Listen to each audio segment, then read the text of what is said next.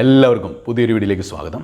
ഒരുപാട് നന്മകൾ തന്നെക്കൊണ്ട് കഴിയാവുന്ന എല്ലാ സഹായങ്ങളും മറ്റുള്ളവർക്ക് വേണ്ടിയിട്ടും സമൂഹത്തിന് വേണ്ടിയിട്ടും കുടുംബത്തിലുള്ളവർക്ക് വേണ്ടിയിട്ടും ഫ്രണ്ട്സിന് വേണ്ടിയിട്ടും റിലേറ്റീവ്സിന് വേണ്ടിയിട്ടും അങ്ങനെയൊക്കെ ചെയ്യുന്ന ഒരുപാട് നല്ലവരായിട്ടുള്ള മനുഷ്യരുണ്ട്. അപ്പോൾ നന്മ ചെയ്യുന്നത് എപ്പോഴും വളരെ ഉചിതമായിട്ടുള്ളൊരു കാര്യം തന്നെയാണ്.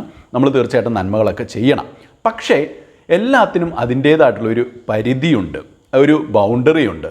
അധികമായാൽ അമൃതം വിഷം നമ്മൾ കേട്ടിട്ടില്ലേ എന്ന് പറഞ്ഞ പോലെ നമ്മൾ ഒരുപാട് പരോപകാരിയായിട്ട് മാറിക്കഴിഞ്ഞാൽ ഒരുപാട് സഹായങ്ങൾ എപ്പോഴും മറ്റുള്ളവർക്ക് നന്മ ചെയ്യുന്ന പോലെ 24 മണിക്കൂറും മറ്റുള്ളവർക്ക് വേണ്ടിയിട്ട് നമ്മുടെ ജീവിതം ഒഴിഞ്ഞു വെക്കുകയും അങ്ങനെ നമ്മൾ നന്മകളൊക്കെ ചെയ്യുകയും ചെയ്താൽ അതിന് നമ്മളൊരു ലിമിറ്റ് വെക്കുന്നില്ലെങ്കിൽ അതുകൊണ്ട് നമ്മുടെ ജീവിതത്തിൽ ഒരുപാട് ദോഷങ്ങളുണ്ടാവും. അപ്പോൾ അതുകൊണ്ട് നമ്മൾ ഈ നന്മ ചെയ്യുന്നതിൻ്റെ ഒരു ഡാർക്ക് സൈഡാണ് ഇന്നത്തെ വീഡിയോയിൽ പറയാൻ പോകുന്നത്. അപ്പോൾ എന്ന് പറഞ്ഞാൽ ആരും നന്മ ചെയ്യുന്നല്ല, തീർച്ചയായിട്ടും നമ്മൾ നന്മ ചെയ്യണം, പക്ഷേ ഒന്നും അമിതമായി പോകാനായിട്ട് പാടില്ല. അപ്പോൾ വീഡിയോ ഇഷ്ടപ്പെടുകയാണെങ്കിൽ തീർച്ചയായിട്ടും ഒരു ലൈക്ക് തരാനായിട്ട് മറക്കരുത്. ഒന്നാമതായിട്ട് മറ്റുള്ളവർക്ക് നന്മ ചെയ്യാനായിട്ട് നമ്മുടെ ജീവിതത്തിൽ ഒരുപാട് സമയം മാറ്റി വെച്ച് കഴിഞ്ഞാൽ നമുക്ക് സ്വന്തം കാര്യം നോക്കാനായിട്ട് സമയമുണ്ടാവില്ല എന്നുള്ളതാണ്. ഇപ്പോൾ നമ്മൾ ചില വളരെ നല്ല മനുഷ്യരെ കണ്ടിട്ടില്ല, അവർക്ക് സ്വന്തം കുടുംബത്തിലേക്ക് തിരിഞ്ഞു നോക്കാനായിട്ട് സമയമില്ല. അവരിങ്ങനെ നാട്ടുകാരുടെ കാര്യം നോക്കി നടക്കുകയാണ്, അല്ലെങ്കിൽ കൂട്ടുകാരെയൊക്കെ സഹായിച്ച് നടക്കുകയാണ്. ആര്യയ്ക്ക് വീട്ടിലേക്ക് ആവശ്യമുള്ള കാര്യങ്ങൾ മേടിച്ചു കൊടുക്കാത്ത ആൾക്കാരുണ്ട്. കാരണം അവർക്കതിന് സമയമില്ല. അവർ നാട്ടുകാരുടെ കാര്യം നോക്കി നടക്കുന്നു, അല്ലെങ്കിൽ ഒരുപാട് നന്മകൾ ചെയ്യുന്നു. എപ്പോഴും മറ്റുള്ളവരെ സഹായിച്ച് മറ്റുള്ളവരോട് ദീനാനുകമ്പയും പുലർത്തി നടക്കുന്ന മനുഷ്യരുണ്ട്. പക്ഷേ അങ്ങനെയുള്ളവർക്ക് സ്വന്തം കാര്യത്തിൽ നോക്കാനായിട്ട് സമയം കിട്ടത്തില്ല എന്നുള്ളതാണ്. നമ്മൾ മനസ്സിലാക്കേണ്ടത് നമ്മുടെ ജീവിതത്തിലെ ഓരോ സെക്കൻഡിനും, ഓരോ മിനിറ്റിനും, ഓരോ മണിക്കൂറിനും, ഓരോ ദിവസത്തിനും വജ്രങ്ങളെ കഴിഞ്ഞും രത്നങ്ങളെ കഴിഞ്ഞും ലോകത്തിൽ ഉള്ള വിലപിടിപ്പുള്ള സകല വസ്തുക്കളെ കഴിഞ്ഞും വിലയുണ്ട്. കാരണം നമ്മുടെ ഒരു ആയുസ്സിൻ്റെ ഭാഗമാണത്. അപ്പോൾ പ്രത്യേകിച്ചും നമ്മൾ യാതൊരു അർഹതയില്ലാത്ത മനുഷ്യർക്ക് വേണ്ടിയിട്ട് ഒരുപാട് നന്മകൾ ഇങ്ങനെ ചെയ്യുകയും നമ്മുടെ ജീവിതത്തിൻ്റെ ഈ നല്ലൊരു ആയുസ്സിൻ്റെ ഒരു ഭാഗം അങ്ങനെയുള്ള കാര്യങ്ങൾക്ക് വേണ്ടി മാറ്റിവെക്കുകയും ചെയ്താൽ അവിടെ നമുക്ക് തന്നെ ഉണ്ടാവേണ്ട ഉയർച്ച തടസ്സപ്പെടും. കാരണം നമുക്ക് നമ്മുടെ ജീവിതത്തിൽ ഒരുപാട് ലക്ഷ്യങ്ങളുണ്ടായിരിക്കാം, അല്ലെങ്കിൽ നമ്മൾ തന്നെ ചെയ്യേണ്ട നമ്മുടേതായിട്ടുള്ള കടമകളുണ്ടായിരിക്കാം. ഒരുപക്ഷെ ചിലവർ ഈ കടമകൾ പോലും മറന്നിട്ടാണ് മറ്റുള്ളവരുടെ കാര്യത്തിന് വേണ്ടി ഇറങ്ങി പുറപ്പെടുന്നത്. അപ്പോൾ ഞാൻ ഒരുപാട് പേരെ കണ്ടിട്ടുണ്ട്, ഒരു സ്വന്തം കുടുംബത്തിന് വേണ്ടിയിട്ട് ഭയങ്കരമായിട്ട് അധ്വാനിക്കുന്നവരാണ്. അപ്പോൾ വിദേശത്തൊക്കെ പോയി കഴിയുന്ന ഭയങ്കരമായിട്ട് അധ്വാനമാണ്. എന്നിട്ട് അവർ സ്വന്തമായിട്ടൊരു കല്യാണം കഴിക്കാൻ പോലും മറന്നു പോകും. കാരണം കുടുംബത്തിലെ ഓരോ ഉത്തരവാദിത്വം ചെയ്യേണ്ട ഇവരാണ്. ഇവരുടെ പെങ്ങന്മാരെ കെട്ടിച്ചു വിടുന്നു, വീട് പണിയുന്നു, അത് പെങ്ങന്മാർക്ക് വീണ്ടും കാശ് കൊടുക്കുന്നു, അല്ലെങ്കിൽ ആ അനിയന്മാരെ കൊണ്ട് അവരെയൊക്കെ പഠിപ്പിക്കാൻ കാശ് കൊടുക്കുന്നു. അതിപ്പോൾ സ്ത്രീകളാണെങ്കിലും അങ്ങനെ തന്നെയാണ് കേട്ടോ. താഴെയുള്ളവരൊക്കെ വേണ്ടിയിട്ട് ഇങ്ങനെ പണിയെടുക്കും. അങ്ങനെ ഒരു ജന്മം മുഴുവൻ, ആയുസ് മുഴുവനും അവർക്ക് വേണ്ടി പണിയെടുത്ത്, വീട്ടുകാർക്ക് വേണ്ടി പണിയെടുത്ത് അവരെയൊക്കെ നല്ല നിലയിലാക്കും. അത് കഴിയുമ്പോൾ ഇവരൊരു വയസ്സാകാറായി, പിന്നെ ഇവർക്ക് സ്വന്തമായിട്ട് കാശും കയ്യിലധികം ഉണ്ടാവത്തില്ല. അപ്പോൾ ഇവർ ഏതെങ്കിലും ഒരു കാര്യത്തിന് സഹായം വീട്ടുകാരോട് ചോദിക്കുമ്പോൾ അവർ പറയും, നിനക്ക് സമയം ഉണ്ടായിരുന്നപ്പം, അല്ലെങ്കിൽ നിനക്ക് ഇത്ര നാൾ ജോലി ഉണ്ടായിരുന്നല്ലോ, നീ എന്തുകൊണ്ട് സമ്പാദിച്ചില്ല? അപ്പോൾ അവൻ പറയും, അയ്യോ നിങ്ങൾക്ക് വേണ്ടിയിട്ടല്ലേ അധ്വാനിച്ചത്. അപ്പോൾ അവർ പറയും, അതിപ്പോൾ ഞങ്ങൾക്ക് അറിയേണ്ട കാര്യമില്ല, ഞങ്ങൾക്ക് വേണ്ടി അധ്വാനിക്കാൻ ഞങ്ങൾ പറഞ്ഞില്ലല്ലോ, അല്ലെങ്കിൽ ഞങ്ങളെ പഠിപ്പിക്കാൻ ഞങ്ങൾ പറഞ്ഞില്ലല്ലോ, അതിപ്പോൾ നിൻ്റെ കയ്യിലത്തെ തെറ്റാണ് എന്നുള്ള രീതിയിൽ എല്ലാവരും കൈമലർത്തി കാണിക്കും. അവസാനം ഇവർ ജീവിതത്തിൽ ഏകാന്തത അനുഭവിച്ച് കഴിയേണ്ടവർ, ഇവർക്ക് നല്ലൊരു പെണ്ണിനെ പോലും കിട്ടത്തില്ല, അല്ലെങ്കിൽ നല്ലൊരു ചെറുക്കനെ പോലും കിട്ടത്തില്ല. ആ കുടുംബത്തിന് വേണ്ടിയിട്ട് അവരുടെ ലൈഫ് തന്നെ വേസ്റ്റായി, അങ്ങനെ സ്വന്തം ലൈഫ് വേസ്റ്റായി പോകുന്നവരുണ്ട്. അപ്പോൾ അതുകൊണ്ട് നമ്മളെപ്പോഴും ആദ്യമേ നോക്കേണ്ടത് സെൽഫ് കെയർ ആണ്. നമ്മളുടെ കാര്യം വളരെ കൃത്യമായിട്ട് നമുക്ക് ചെയ്യേണ്ട ഉത്തരവാദിത്വം, നമ്മൾ ചെയ്യേണ്ട ചില ഇമ്മീഡിയറ്റ് ഉത്തരവാദിത്തങ്ങളുണ്ട്.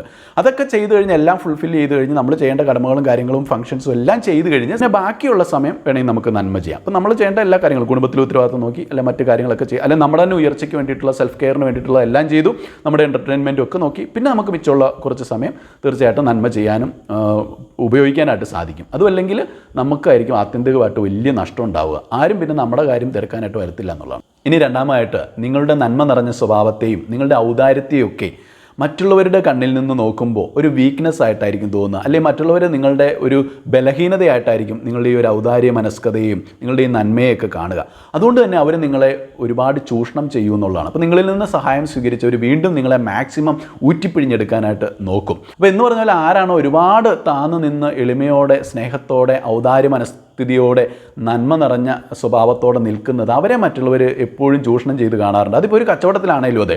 ഇപ്പോൾ ഒരാളൊരു സെക്കൻഡ് ഹാൻഡ് കാറ് വിൽക്കുന്നു. അപ്പോൾ ആ വിൽക്കുന്ന വ്യക്തി ഒരു പാവം മനുഷ്യനാണ്. ഈ മേടിക്കാൻ വരുന്ന ആൾ എങ്ങനെയെങ്കിലും ഈ വിൽക്കുന്ന വ്യക്തിയെ പറ്റിച്ചിട്ട് ആ ഒരു വണ്ടിയും കൊണ്ട് പോകും. ഇനി ഇത് വാങ്ങാൻ വരുന്ന വ്യക്തിയാണ് ഈ നന്മ നിറഞ്ഞ ഔദാര്യം നിറഞ്ഞ മനുഷ്യനെങ്കിൽ ഈ വിൽക്കുന്ന വ്യക്തി ഈ പറഞ്ഞ വാങ്ങുന്ന വ്യക്തിയെ നന്നായിട്ട് പറ്റിച്ചിട്ട് എന്തെങ്കിലും ഒരു പൊട്ടക്കാർ അയാളുടെ തലയിൽ വെച്ച് കൊടുക്കും. എന്ന് പറഞ്ഞ പോലെ നമുക്ക് ഒരുപാട് നന്മ നിറഞ്ഞ സ്വഭാവം ഉണ്ടാകുമ്പം അത് നമ്മുടെ ഒരു ബലഹീനതയായിട്ട് മറ്റുള്ളവർ കാണുക. കാരണം നമ്മളൊരിക്കലും പ്രതികരിക്കാൻ പോകത്തില്ല. നമുക്ക് നല്ല എളിമയുണ്ടായിരിക്കും, നല്ല ശാന്തത ഉണ്ടായിരിക്കും, നല്ല സ്നേഹം നിറഞ്ഞ സ്വഭാവമായിരിക്കും, ഔദാര്യമായിരിക്കും. അപ്പോൾ അതുകൊണ്ട് തന്നെ മറ്റുള്ളവരും ജീവിച്ചോട്ടെ എന്നുള്ളൊരു കാഴ്ചപ്പാടുള്ളതുകൊണ്ട്, അല്ലെ അവർക്കും ഇതിനൊക്കെ ചിലവുണ്ടല്ലോ എന്നൊക്കെ ഒരു നല്ല മനസ്സോടുകൂടി നമ്മളവരെ അപ്രോച്ച് ചെയ്യുന്നതുകൊണ്ട് തന്നെ ആ ഒരു നല്ല മനസ്സിനെ പലരും ദുഷ്ടരായ മനുഷ്യർ ഇങ്ങനെ ചൂഷണം ചെയ്യാനായിട്ട് നോക്കിയിരിക്കുകയാണെന്നുള്ളതാണ്. ഈ മരം വെട്ടാൻ ചെല്ലുമ്പോഴും നന്നായിട്ട് നിവർന്ന് നിൽക്കുന്ന നല്ല കാതലുള്ള ഒരു കുറ്റങ്ങളും കുറവുകളൊന്നും ഇല്ലാത്ത കേടുപാടുകളില്ലാത്ത അടിപൊളിയായിട്ടുള്ള നല്ല വണ്ണമൊക്കെ ഉള്ള ഏറ്റവും ലുക്കുള്ള മരമായിരിക്കും അവർ മുറിക്കാൻ പോകുന്നത്, നല്ല ആരോഗ്യമുള്ള മരം. പക്ഷേ പൊളഞ്ഞ് നിൽക്കുന്ന കേടുപാടുകളൊക്കെ ഉള്ള മരം അവർ വെട്ടത്തില്ല. അപ്പോൾ ആദ്യം മുറിച്ച് മാറ്റപ്പെടുന്നത് ഇതുപോലെ നല്ല വൃക്ഷങ്ങളാണ്. എന്ന് പറഞ്ഞ പോലെ ഒരുപാട് നന്മയുള്ളവരെ വെട്ടിമാറ്റാനായിട്ട് ചുറ്റും കഴുകൻ്റെ കണ്ണുകളോടെ ഇങ്ങനെ ദുഷ്ടരായിട്ടുള്ള മനുഷ്യർ നോക്കിയിരിപ്പുണ്ട്. അപ്പോൾ അതുകൊണ്ട് ആ ഒരു നന്മ നിറഞ്ഞ സ്വഭാവത്തിന്, ഔദാര്യശീലത്തിന് അങ്ങനെയും ചില മോശം സൈഡ് ഉണ്ടെന്നുള്ളതാണ്. ഇനി മൂന്നാമത്തെ ഓവർ എക്സ്പെക്റ്റേഷൻസ് ആണ്. അപ്പോൾ നിങ്ങളിൽ നിന്ന് സഹായം സ്വീകരിക്കുന്ന വ്യക്തികൾ നിങ്ങളിൽ നിന്നും അമിതമായിട്ട് ഇങ്ങനെ പ്രതീക്ഷിക്കാനായിട്ട് തുടങ്ങും. അതായത് ഒരു പ്രാവശ്യം ഒരാൾ നമ്മളോട് ചോദിക്കുന്നു, നമ്മൾ അയാൾക്ക് കൊടുക്കുന്നു, പിന്നെ അയാൾ എന്തോ ആവശ്യം ഉണ്ടെങ്കിലും ഈ ഔദാര്യശീലം കാണിച്ച വ്യക്തിയുടെ അടുത്തേക്കും എനിക്ക് ഇനിയും വേണം. അപ്പോൾ അങ്ങനെ എത്ര പ്രാവശ്യം കൊടുത്താലും ഇവർ പിന്നെ അത് നിർത്തത്തില്ല. വീണ്ടും വീണ്ടും അവർക്ക് അവരുടെ ആവശ്യങ്ങൾ, ഈ സ്വീകരിക്കുന്നവരുടെ ആവശ്യങ്ങൾ കൂടി വരും. അപ്പോൾ ഈ കൊടുക്കുന്നവൻ ഇങ്ങനെ കൊടുത്തുകൊണ്ടിരിക്കേണ്ടി വരും. ഇനി ഒരു പ്രാവശ്യം കൊടുത്തില്ലെങ്കിലോ ഇവൻ്റെ വായിരിക്കുന്ന ചീത്ത മുഴുവൻ കേൾക്കേണ്ടേ വരും. അതായത് ഫ്രീ ആയിട്ട് ഔദാര്യമനസ്കതയോടെ കൊടുക്കുന്ന കാര്യമാണെങ്കിൽ പോലും അവർക്കത് ഒരു പ്രാവശ്യം ഔദാര്യം കിട്ടിയില്ലെങ്കിൽ ഇവരെ തെറി വിളിക്കുന്ന ഒരു അവസ്ഥയാണ്. അപ്പോൾ എന്ന് പറഞ്ഞ പോലെ വഴിയെ പോകുന്നവൻ്റെ ഒക്കെ തെറി വാങ്ങേണ്ട ഒരു കഷ്ടകാലവും കൂടെ വരും. അതായത് നമ്മൾ ഒരുപാട് നന്മ നിറഞ്ഞവരായിട്ട് ഒരുപാട് ഇങ്ങനെ ഔദാര്യശീലരൊക്കെ ആയിക്കഴിഞ്ഞാൽ ഇത് ലഭിക്കുന്നവർക്ക് പിന്നെ അതിന് ഒരു വില ഉണ്ടാവത്തില്ല. കാരണം ഒരു വിലയും കൂടാതെ ഫ്രീ ആയിട്ട് കിട്ടുന്ന സാധനത്തിന് ഒന്നും വില ഉണ്ടാവത്തില്ല. അപ്പോൾ അത് കൊടുക്കുന്നവർക്ക് ഒരു വില ഉണ്ടാവത്തില്ല. പിന്നെ അത് കൊടുക്കുന്നവൻ്റെ കടമയാണെന്നുള്ള രീതിയിലാണ് ഇവരിത് വാങ്ങിക്കുന്നത്. അപ്പോൾ ഈ പറഞ്ഞ നന്മ നിറഞ്ഞ മനുഷ്യരുടെ ഔദാര്യമെല്ലാം ബാക്കിയുള്ളവർ സ്വീകരിക്കുകയും ചെയ്യും. അതിനുശേഷം ഈ നന്മ നിറഞ്ഞ മനുഷ്യർക്ക് ആകെ കിട്ടുന്നത് തെറിവിളിയും ചീത്തവിളിയൊക്കെ ആയിരിക്കും.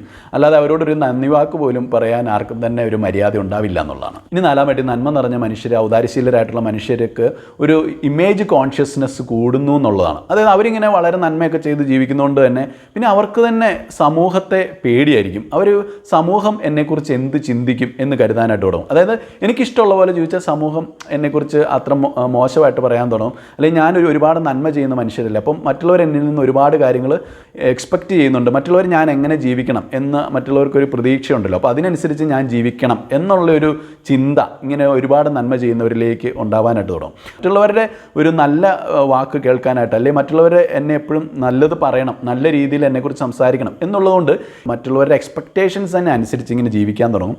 അങ്ങനെ മറ്റുള്ളവരുടെ കയ്യിലെ ഒരു കളിപ്പാവയായി മാറാനും സാധ്യതയുണ്ട്. ഒപ്പം തന്നെ പീപ്പിൾ പ്ലീസേഴ്സായി മാറാനും സാധ്യതയുണ്ട്. കാരണം ഒരുപാട് നന്മകൾ ചെയ്യുന്നതുകൊണ്ട് തന്നെ ആ ഒരു നല്ലൊരു യശസ് എനിക്കുണ്ടാവണം, ഒരു നല്ല പേര് എനിക്കുണ്ടാവണം എന്നുള്ളൊരു ചിന്ത വരുന്നതുകൊണ്ട് അവരിങ്ങനെ മറ്റുള്ളവരുടെ മുമ്പിൽ വളരെ നല്ല രീതിയിൽ തന്നെ പെരുമാറാനായിട്ട് തുടങ്ങും. കൂടുതൽ സൗമ്യതയും കൂടുതൽ ശാന്തതയും സ്നേഹവും ഒക്കെ സ്ഫുരിക്കുന്ന മുഖവുമായിട്ടൊക്കെ അവരിങ്ങനെ പെരുമാറും. അപ്പം അങ്ങനെ അവർക്കിഷ്ടമുള്ള രീതിയിൽ ചിലപ്പോൾ അവർക്ക് അവരെ തന്നെ എക്സ്പ്രസ് ചെയ്യാൻ പറ്റത്തില്ല. അത് തന്നെ ഇപ്പോൾ എന്തെങ്കിലും ഒരു ഇഷ്യൂ ഉണ്ടാകുമ്പോൾ നല്ല രീതിയിൽ പ്രതികരിക്കേണ്ട ഒരു സമയമാണെങ്കിൽ, നന്നായിട്ട് ദേഷ്യപ്പെടേണ്ട ഒരു സമയമാണ്, ചില സമയത്തൊക്കെ നമ്മൾ ശരിക്കും നല്ല രീതിയിൽ പ്രതികരിക്കേണ്ടി വരും. അപ്പോൾ അങ്ങനെ പ്രതികരിക്കാൻ പോലും അവർക്ക് പറ്റത്തില്ല. കാരണം അവരോർക്കും അങ്ങനെ ഞാൻ പറഞ്ഞു കഴിഞ്ഞാൽ എന്നെക്കുറിച്ച് സമൂഹം എന്ത് വിചാരിക്കും. അപ്പോൾ അങ്ങനെ ഒരു പ്രശ്നം ഇതിനുണ്ടെന്നുള്ളതാണ്. എന്ന് പറഞ്ഞാൽ എല്ലാവരും ഇങ്ങനെ ആവണമെന്നില്ല, എന്നാലും കുറച്ച് ആളുകൾക്കൊക്കെ ഈ രീതിയിൽ ഇമേജ് കോൺഷ്യസ്നെസ് കൂടി വരാനും സാധ്യതയുണ്ട്. ഇനി അഞ്ചാമത്തെ നോ പറയാനുള്ള ബുദ്ധിമുട്ടാണ്. എപ്പോഴും സഹായം ചെയ്തുകൊണ്ടിരിക്കുന്ന ഒരു മനുഷ്യനോട് ആരെങ്കിലും വന്ന് എന്തെങ്കിലും സഹായം ചോദിക്കുമ്പോൾ അയാളുടെ കയ്യിൽ ഇല്ലെങ്കിലും അയാളത് കൊടുക്കാൻ ബാധ്യസ്ഥനാണെന്നുള്ളൊരു ചിന്തയാണ് അയാളുടെ മനസ്സിലേക്ക് ആദ്യം എത്തുക. അപ്പോൾ അതായത് അവരോട് ആരെങ്കിലും ഒരു സഹായം വന്ന് ചോദിക്കുമ്പോൾ അവർക്ക് സത്യത്തിൽ ആ ഒരു സഹായം ചെയ്യാനുള്ള ഒരു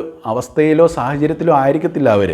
എങ്കിലും മറ്റുള്ളവരെ നിരാശപ്പെടുത്താതിരിക്കാൻ വേണ്ടിയിട്ട് അവർ അത് ചെയ്യാം എന്ന് ഏറ്റെടുക്കുകയും അങ്ങനെ അമിത ഭാരം ഇവരുടെ തലയ്ക്കോട്ട് വരികയും അവർക്ക് ചെയ്യാൻ പറ്റാത്തൊരു കാര്യം അവർ ചെയ്തു കൊടുക്കുന്നതിലൂടെ, അല്ല ആ ഒരു സാഹചര്യം അനുകൂലം അല്ലാണ്ടും ആ ഒരു സഹായം ചെയ്തു കൊടുക്കുന്നതിലൂടെ അവർക്ക് തന്നെ ഒരു നാശം അല്ലെങ്കിൽ നഷ്ടം സംഭവിക്കുന്ന ഒരു സാഹചര്യത്തിലേക്ക് നീങ്ങുകയും ചെയ്യും. കാരണം എന്താണ്, ഇവർക്ക് നോ പറയാൻ അറിയത്തില്ല എന്നുള്ളതാണ്. അപ്പോൾ അതുകൊണ്ട് ഈ നന്മ ചെയ്യുന്നവർ എപ്പോഴും അങ്ങനെ എല്ലാവരോടും എസ് എന്ന് പറഞ്ഞിട്ട് എന്ത് ചോദിച്ചാലും അങ്ങനെ ചെയ്തു കൊടുക്കരുത്. മറിച്ച് നിങ്ങൾക്ക് അത് ചെയ്യാൻ പറ്റാത്തൊരു സാഹചര്യമാണ്, ഇത് ചെയ്യാൻ പറ്റത്തില്ല എന്ന് മുഖത്ത് നോക്കി പറഞ്ഞേക്കുക. അപ്പോൾ ചില കാര്യങ്ങൾ നമ്മൾ ചെയ്തു കൊടുക്കേണ്ട ഒരു കാര്യമില്ലാത്ത കാര്യമാണ്. അപ്പോൾ അതും നമ്മൾ കയറി ചുമ്മാ ചെയ്തു കൊടുക്കരുത്. അപ്പോൾ അങ്ങനെ ചെയ്തു കൊടുക്കുമ്പോഴാണ് ഞാൻ ആദ്യമേ മുമ്പ് പറഞ്ഞ പോയിന്റുകളിലെ പോലെ മറ്റുള്ളവർ നമ്മളിങ്ങനെ മുതലെടുക്കുന്നത്, പിന്നെ നമുക്ക് തന്നെ ഒരുപാട് നഷ്ടങ്ങൾ വരുന്നത്. അപ്പോൾ അങ്ങനെ ഔദാര്യശീലം കൊണ്ട് മുടിഞ്ഞു പോയ ഒരുപാട് മനുഷ്യരുണ്ട്, അല്ലെങ്കിൽ ഔദാര്യശീലം കൊണ്ട് കടം കയറി നശിച്ചു പോയ പല കുടുംബക്കാരും ഉണ്ടെന്നുള്ളതാണ്.